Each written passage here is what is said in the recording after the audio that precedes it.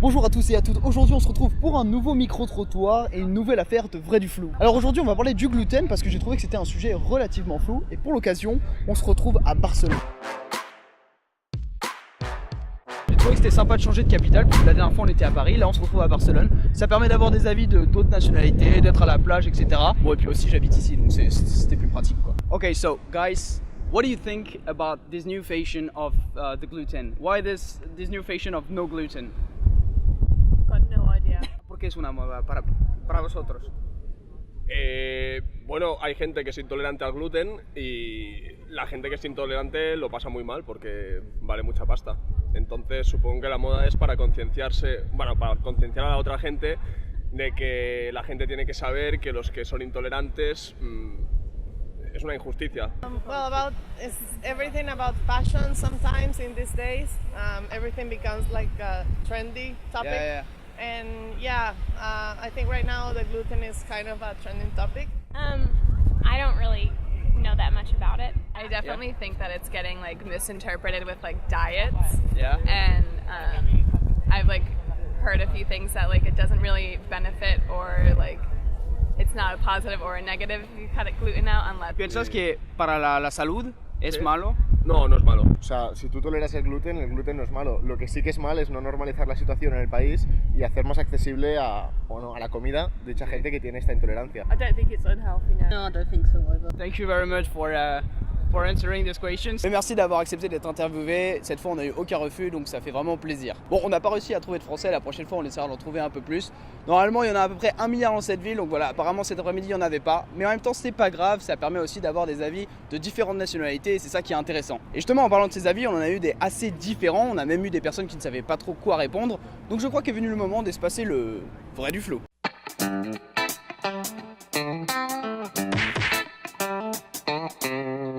L'autre jour, j'allais acheter du pain au supermarché et il y avait 2 paquets côte à côte, l'un avec gluten et l'autre sans. Là, je me suis dit presque automatiquement, sans réfléchir, ok, je prends le sans gluten, autant prendre le plus sain. Mais après, je me suis arrêté, je me suis dit, tiens, mais est-ce que c'est vraiment plus sain? Et si ça l'est, pourquoi? Ouais, parce que je me pose des questions comme ça parfois. Le gluten, c'est des protéines présentes dans beaucoup de céréales, blé, orge, épeautre, etc. Et du coup, on le retrouve dans beaucoup de produits, la bière, les pâtes au blé, les chips industriels, les sauces au soja, les barres de céréales, etc. Mais nous, ce qui nous intéresse aujourd'hui, c'est de savoir si c'est vraiment plus sain de manger sans gluten. Bah, selon une majorité de diététiciens, non. Pour quelqu'un qui ne présente pas de sensibilité particulière au gluten, il n'est pas plus sain ou utile de le supprimer de notre alimentation.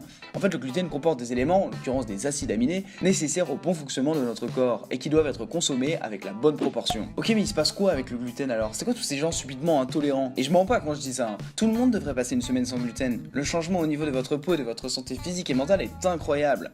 Miley Cyrus. Et il y en a d'autres, Victoria Beckham, Lady Gaga, Jennifer Aniston ou encore Djokovic. J'ai beaucoup cherché les raisons de cette mode entre guillemets et j'en suis arrivé à la conclusion suivante. Je crois que nous pointons du doigt le mauvais coupable. Il y a effectivement plus de gens qui digèrent mal le gluten, comme le montre l'étude du gastro-entérologue Joseph Murray, mais ce n'est pas à cause du gluten en soi. Parmi les hypothèses les plus probables, on retrouve les métaux lourds. C'est quoi les métaux lourds? C'est des métaux qui sont omniprésents dans notre vie. Par exemple dans la cigarette, dans les vaccins ou encore dans les pesticides. Alors là, le but c'est pas de rentrer dans les détails scientifiques, mais juste sachez que l'accumulation excessive de ces métaux lourds dans le corps altère le bon fonctionnement d'une classe d'enzymes nécessaire entre autres à la digestion du gluten. Conclusion, de quoi faut-il se méfier? Du gluten ou par exemple des pesticides? À méditer, mais ce qui est sûr, c'est que le gluten n'est pas devenu un ennemi pour plus en plus de gens sans raison. Bon, après, il y a aussi les gens qui s'auto-déclarent intolérants au gluten, en mode effet nocebo. Vous connaissez pas l'effet nocebo?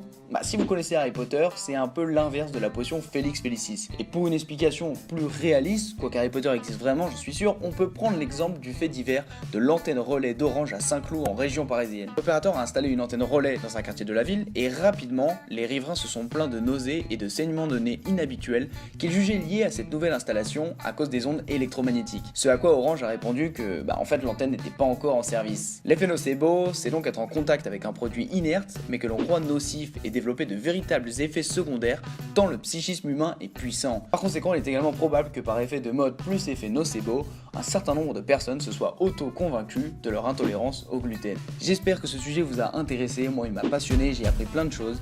J'espère que j'ai bien espacé le vrai du flou et que j'ai quelque peu changé votre vision sur le gluten.